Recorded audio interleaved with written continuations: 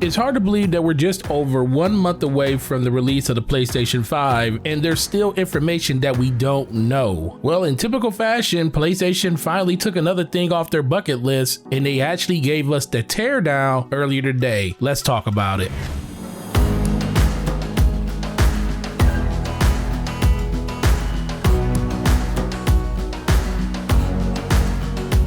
What's going on, ladies and gentlemen? It is your boy Forte, and thank you for checking out this video. Please hit that like button and please hit that subscribe button and make sure you head over to Twitter. Follow me over there. It's the best place to interact with me as a gamer, so we can talk about the things we don't talk about in this video. And yes, we officially got the teardown. It was uploaded to the PlayStation YouTube channel. The link for it will be down in the description. We will go over some of the stuff here, but yeah, it was very well done, very good, just straight to the point, and I really appreciate that. I think a lot of people were just honestly just wants to know what the system is made of, and I think we got a lot of that covered today. Everything from the cooling to the SSDs, all of that stuff was pretty much laid right out on the table in front of you, so let's get into it. So the first thing you notice is this is a big system, like really big. Now we already knew that it was going to be very big by the dimensions that PlayStation put out there, but man, seeing it in person, having it to be compared next to the torso of a human body lets you know that this thing was pretty massive, and for good reason that we're going to get into the back side of this video. But as you see him taking it apart, you'll notice the one thing is the base literally just unscrews off, and I see a lot of people out there having a problem with this. You know, I understand that other systems have come up with better solutions and actually making this a lot easier, like the Xbox. You literally just flip it on its side and it has little feet on the bottom of it, so you don't have to do anything to change the orientation of it. The one thing that I definitely want to just compliment Sony on is the fact that even though you gotta unscrew it, they basically thought this whole plan out. You know, they give you a little nice little compartment to put the screw in, they give you a little cap to fill in the holes so you don't get any dirt or dust up into that slot. Very elegant, and it's nice, and I definitely have nothing to say wrong about that.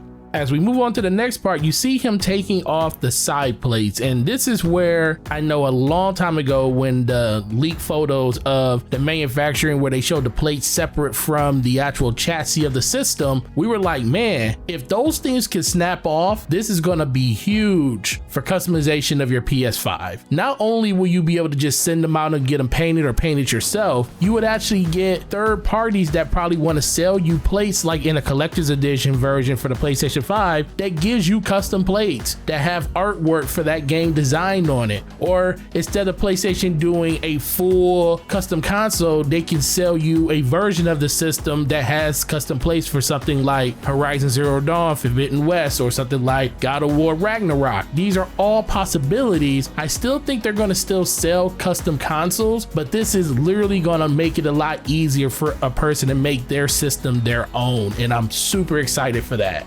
Now, as we progress through this teardown, you're seeing that he's taking out the fan that is going to cool this entire system. Now, this thing is massive, like really massive.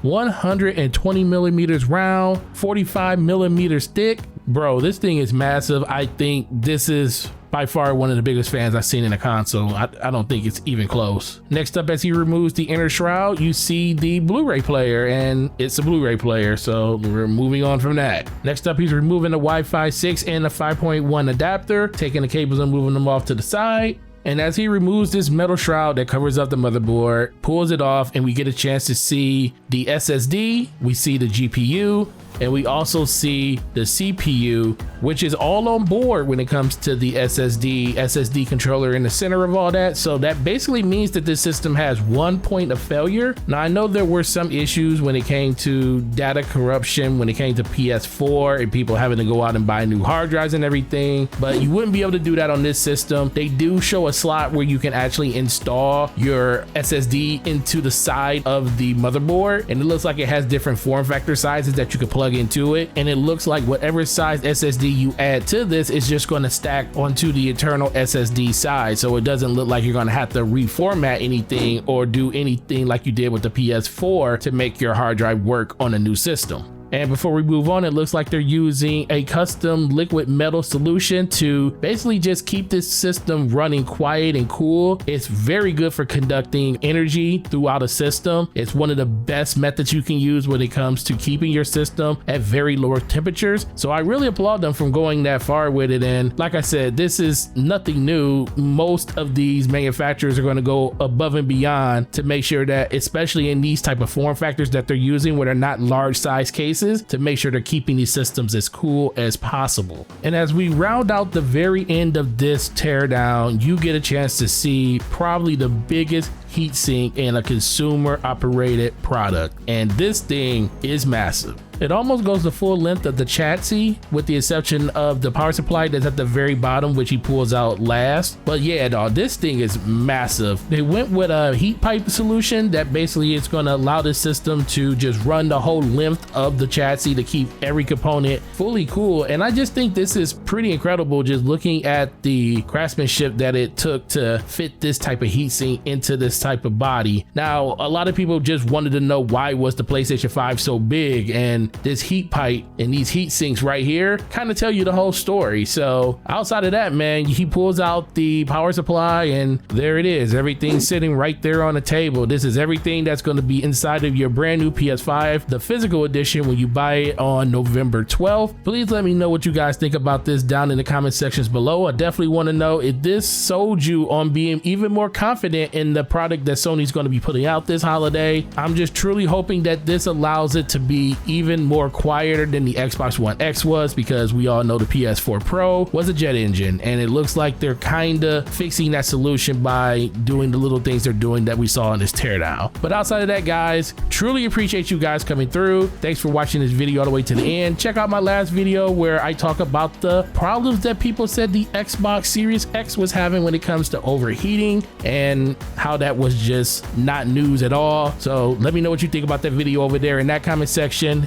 and we can chalk it up all the time. Guys, have a great week, and I'll talk to you in the next video. Peace.